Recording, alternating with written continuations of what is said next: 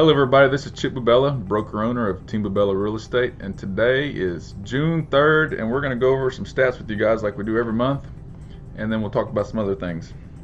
Hope that sounds good.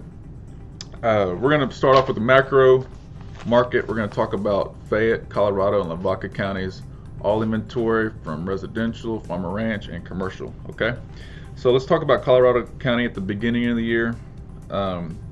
They had 81 properties on the market in January. They had 5.96 months of supply, absorbing 13.58 properties. As of today, end of May, there is 11.43 months of supply. There's 121 properties on the market, and they're absorbing 10.58. Okay, let's move to Fayette County. Fayette County had, at the beginning of the year, had 128 properties on the market. There was 6.45 months of supply. They're absorbing 19.83 properties per month in Fayette County.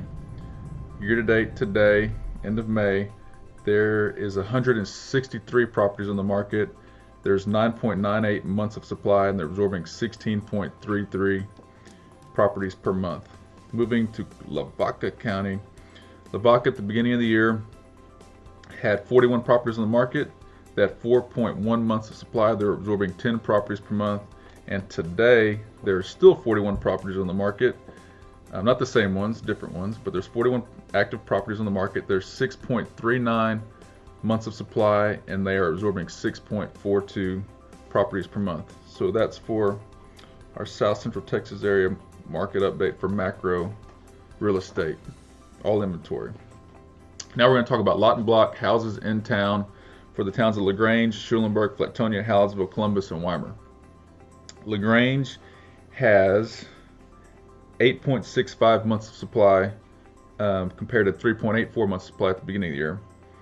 They have 31 on the market compared to 16 at the beginning of the year. So there's more inventory.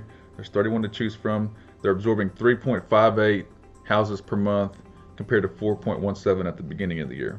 Okay, Schulenburg has 11.33 months of supply. They had 5.71 months of supply at the beginning of the year. They have 17 on the market today compared to 10 at the beginning of the year. They're absorbing 1.5 houses per month compared to 1.75 houses per month at the beginning of the year. Flatonia has 3.43 months of supply compared to 3.53 at the beginning of the year. There's 4 on the market today compared to 5 at the beginning of the year.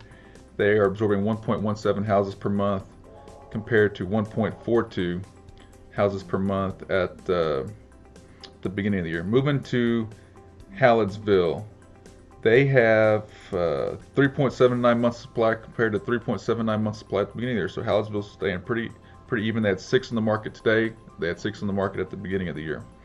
They're absorbing 1.58 houses per month today, and they're absorbing 1.58 at the beginning of the year. So really no change for Hallettsville. Been very even keel market. Moving to Columbus, Colorado County, they had 7.2 months of supply compared to 4.76 months of supply at the beginning of the year. There's 27 on the market today compared to 14 at the beginning of the year. So more supply there. They're absorbing 3.75 houses per month compared to 3. So just look like supply picked up. Good thing is absorption rates are ticking up for Columbus, so they'll look like they'll absorb that extra inventory if they keep on doing what they're doing. Moving to Weimar, they have 12 months of supply today compared to 4.36 months of supply at the beginning of the year. They have 16 on the market today compared to 8 at the beginning of the year, so they doubled their inventory.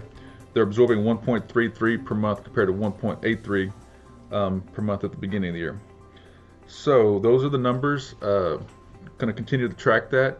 We are seeing traffic pick up. So a lot of these supply numbers that you've seen increase because we had buyer traffic come down because of COVID, but we're seeing buyer traffic pick up now. Gyms are open. The economy's back open. So restaurants are opening and all that stuff. So we're seeing more activity than we were, a couple months ago. So we're expecting to see those supply numbers drop, and we'll continue to watch that for you guys.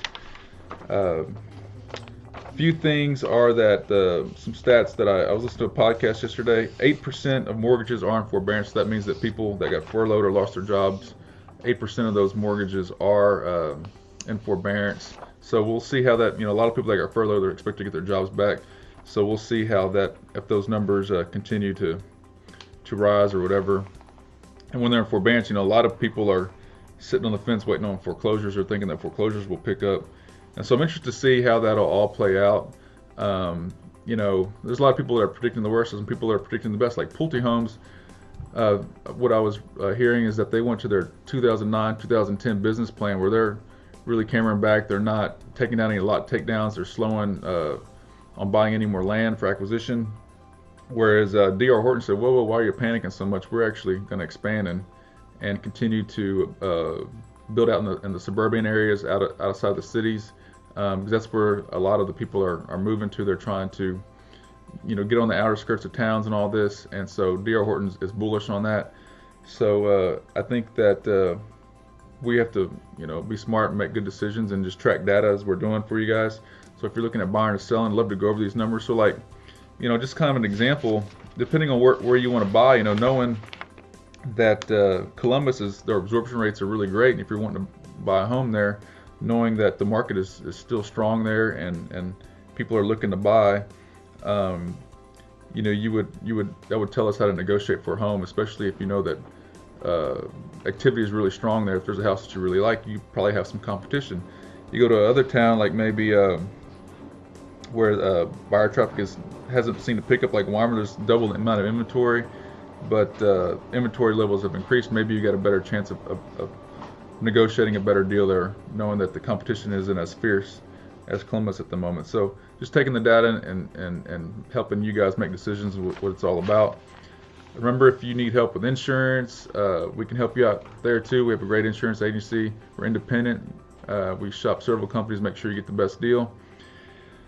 And other than that, recreational land has been really hot.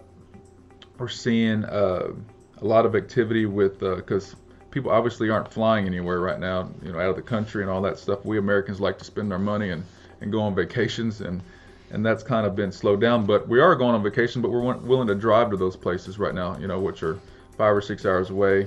And so, but we're seeing a lot of people wanting recreational land that want to have a place to get away to and all that. So if you have a place that you want to sell, we'd be happy to help you out there. There's a lot of traffic for that right now. And if you're looking to buy something like that too, we'd love to help you out. So with all that being said, guys, I really appreciate you watching my video again this month. We'll continue to watch the numbers and keep you updated. And just remember that when you need help, call the 10X Real Estate Broker. We're all about helping you guys out and helping you make great decisions when buying and selling real estate. Thank you, and we'll talk to you soon.